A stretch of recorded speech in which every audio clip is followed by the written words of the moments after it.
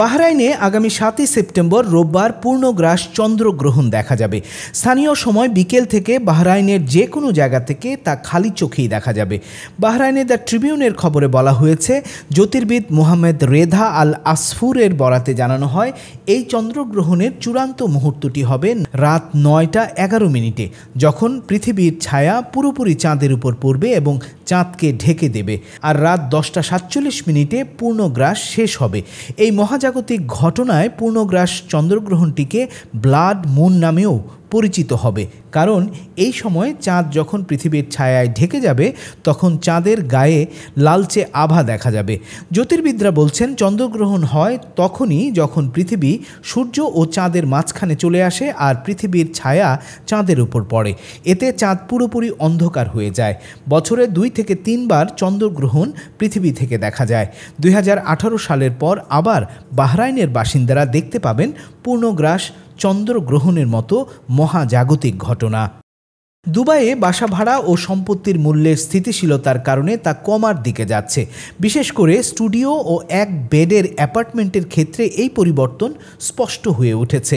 Gulf news তাদের খবরে বলেছে, গত 2 মাসে নগরীর মিড মার্কেট এলাকাগুলোতে বাসা ভাড়া বাড়েনি, বরং কিছু কিছু ক্ষেত্রে তা কমেছে, যা প্রবাসী ভাড়াটিয়াদের জন্য স্বস্তির বার্তা নিয়ে এসেছে। ধারণা করা হচ্ছে দুবাই কর্তৃপক্ষ সাবলেটিং ও পার্টিশনিংয়ের বিরুদ্ধে কঠোর পদক্ষেপ নিয়েছে, যার ফলে অতিরিক্ত ভাড়া আদায়ের প্রবণতা কমেছে।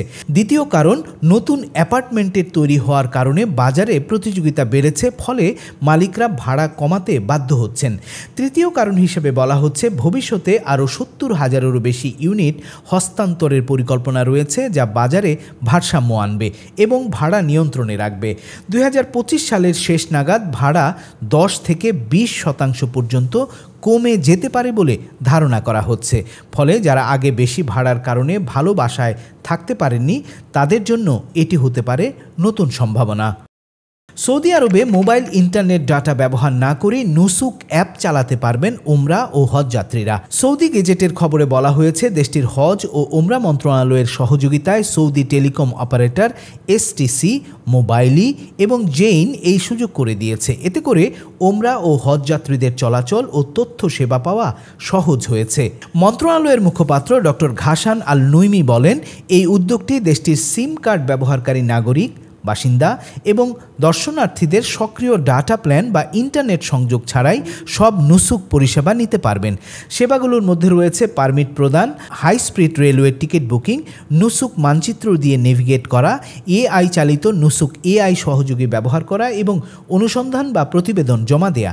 এর ফলে হজ ও ওমরা করতে যাওয়া হাজিদের অর্থ যেমন সাশ্রয় হবে, তেমনি নানান কাজ করা সহজ হবে। ওমানে চালু হতে যাচ্ছে হাফিড রেল, যা ওমানকে সংযুক্ত আরব আমিরাতের আবুধাবি, আল আইন ও সোহারকে সংযুক্ত করবে। গালফ নিউজের খবরে বলা হয়েছে, এই ট্রেন ওমান থেকে আমিরাতের ভ্রমণ দ্রুততর করবে। 200 কিলোমিটার গতিতে চলবে এই ট্রেন, যা যাত্রীদের জন্য আরামদায়ক হবে, যা নিজ গাড়িতে ড্রাইভ করার চেয়ে ভালো হবে বলে মনে করা হচ্ছে। বিশেষত খারাপ আবহাওয়ার সময় এই ট্রেন জনপ্রিয় হয়ে উঠতে পারে। মরুভূমি থেকে সমতল ভূমি, উপত্যকা, পর্বতমালা, যার মধ্যে রয়েছে আইকনিক জেবেল হাফিট অঞ্চল, বিভিন্ন প্রাকৃতিক দৃশ্যের মধ্য দিয়ে মনোরম ভ্রমণ দেখা যাবে এই ট্রেনে গেলে। এই প্রকল্পের মূল্য ধরা হয়েছে $2.5 বিলিয়ন। এই হাফিট রেলের মাধ্যমে কেবল যাত্রী পরিবহনই নয়, 2 দেশের মধ্যে পণ্য পরিবহনেও শৃঙ্খলা আসবে। এই রেলে যাত্রীদের জন্য দ্রুত, সুবিধাজনক এবং মনোরম ভ্রমণের সুযোগ প্রদান করবে। প্রকল্পটি সংযুক্ত আরব আমিরাত এবং ওমানের মধ্যে অর্থনৈতিক সম্পর্ক জোরদার করবে।